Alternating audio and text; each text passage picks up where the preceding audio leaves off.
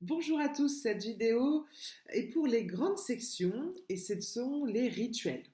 Alors, on va commencer par le mot mardi, puisqu'aujourd'hui nous sommes mardi. Je voulais te montrer en cursif comment on écrit mardi.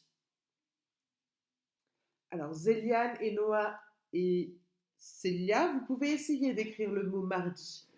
Tout d'abord, je vais vous aider à l'épeler. Celui-ci, c'est le M. M.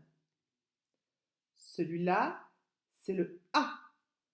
Le A. Celui-ci, c'est le R. Lorenzo, quand tu apprendras à écrire en cursive, dans ton prénom, tu auras le R. Ensuite, il y a le D. Celui-là, vous le reconnaissez, c'est le I. Le I. Très bien. Pour commencer la première activité des rituels, je vais te demander de prendre une ardoise et ton feutre à ardoise. Je voudrais que tu écrives le mot tapis. Tapis. Alors, pour écrire le mot tapis, on commence tout d'abord par compter le nombre de syllabes. Il y a combien de syllabes dans tapis? Il y en a deux. Donc, la première, c'est ta et la deuxième, c'est pi. Ta, pi. Très bien. Ensuite, nous devons écrire la première syllabe. La première syllabe, c'est ta. T, ta, ta, ta, ta. Alors, il faut que tu recherches dans ta mémoire quelle lettre fait le son t, t, t, t. C'est le T. Le T fait le son T.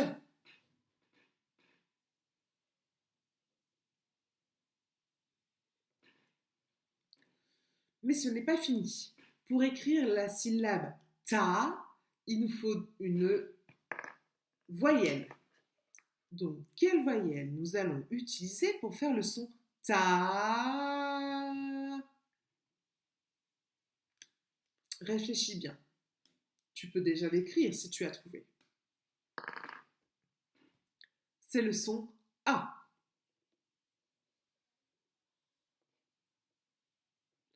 Voilà, nous avons écrit la première syllabe. Ta. Un T et un A. Ta. Ensuite, la deuxième syllabe, c'est pi. Pi. Pour l'écrire, on va avoir besoin de la lettre qui fait le son P. P. P. P. Alors, ce son-là, on ne l'avait pas encore vu. La lettre qui fait le son P, c'est la première lettre de mon prénom. C'est le P, comme Pauline. P, P, P. Le P.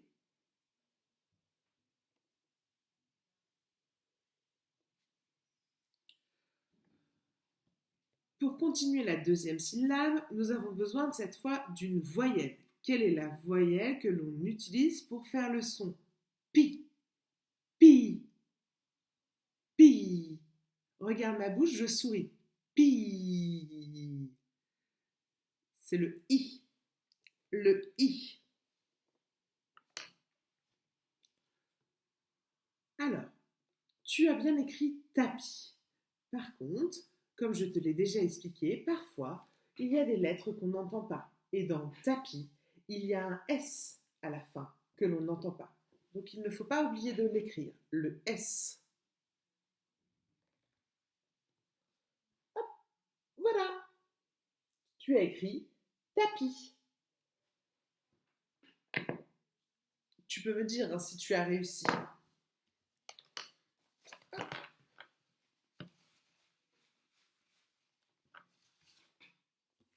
Je réécris très vite. Très bien. Alors, j'ai écrit 4 lettres cursives. Je voudrais que tu les nommes. Tu me dises comment elles s'appellent. C'est parti. Quelle est cette lettre? Facile, on l'a dit tout à l'heure, hein, c'est la dernière lettre de mardi. Tu as appris à l'écrire dans ton cahier. C'est le, regarde, bien, elle a ce petit point, c'est le I. Le I. La deuxième lettre, c'est celle-ci. Est-ce que tu te souviens? Elle aussi, tu l'as écrite dans ton cahier. C'est quelle lettre? C'est le U. Ah mince, tu t'en es pas souvenu. Alors regarde, il faut bien la photographier. Tu en prends une photo avec ton cerveau. On passe à la suivante. C'est celle-ci.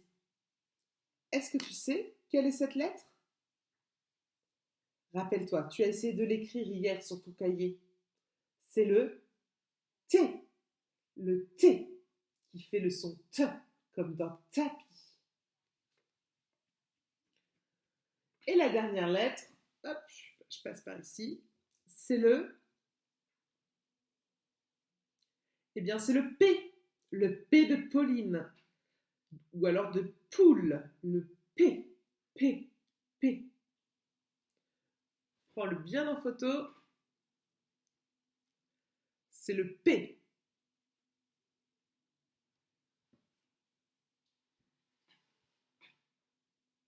Voilà, cette activité est terminée. On va passer à la dernière. Et cette fois, c'est pareil, j'ai encore de nouvelles choses à vous apprendre. Alors, on a appris à écrire les chiffres. Je les écris.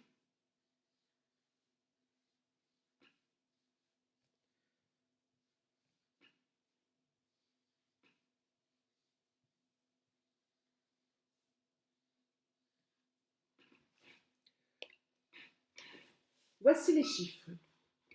1, 2, 3, 4, 5, 6, 7, 8 et 9.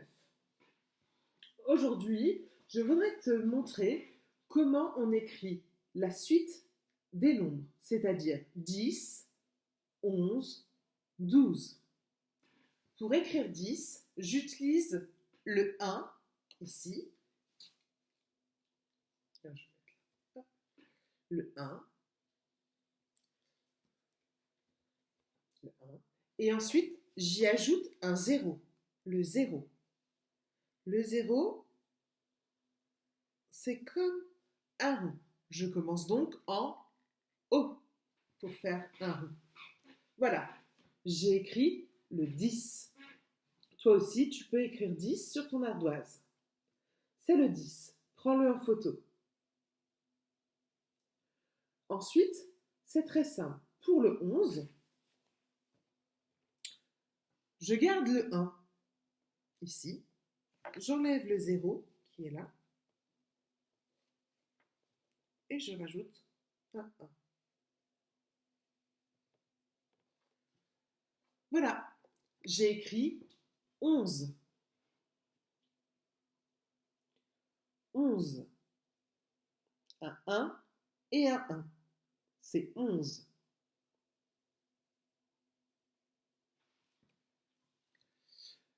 On va terminer par le 12. Le 12, encore une fois, je garde le 1 qui est là. J'enlève le deuxième 1 et je rajoute un 2. Après le 11, le 1, on a mis 1. Pour le faire le 11, on a mis 1. Ensuite, il y a 12 et donc on met 2. Après le 1, 2. Voilà, c'est le 12. Un 1 et un 2. Le 12.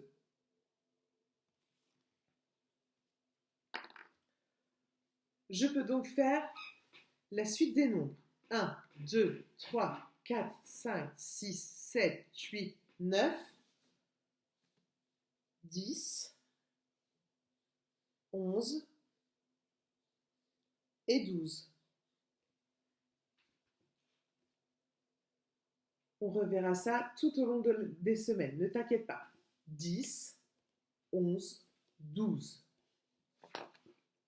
Allez, c'est la fin des rituels, je te souhaite une bonne journée et on se retrouve un peu plus haut pour d'autres activités. Au revoir!